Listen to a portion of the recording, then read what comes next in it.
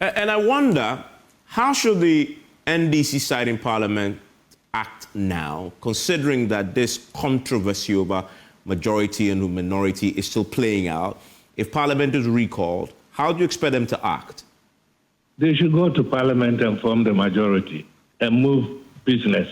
If the government wants to do business, it can come to Parliament.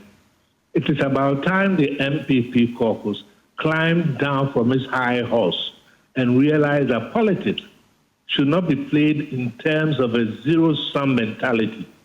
It should be a positive-sum mentality. If they have a positive-sum mentality, then they will negotiate. Negotiation is part of politics. But what you propose is anarchy. If they go and say they want to take the majority side, when we know... How can it be anarchy? When the Supreme Court had said that 4 MPs must be allowed to take their positions and represent their... By overstepping its boundaries, its jurisdictional boundaries. Yeah, but until you step that aside, it's the law of the land. So it is going to be set aside. If it doesn't set aside, then it wants to interpret the provisions of the Constitution like I keep insisting. It must do so with a purposive interpretation. Yeah. And the purposive interpretation should not be an armchair construction. It should be by reference to the Hansard of the Consultative Assembly. You make the point, but it's still the domain of the Supreme Court to render that interpretation.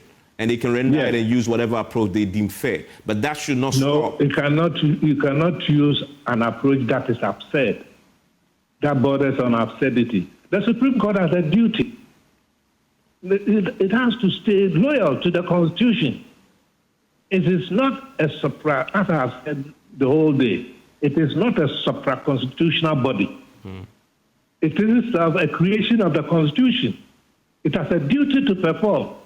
And the duty to perform is not for the benefit of a regime, but for the Constitution itself, for the people of Ghana.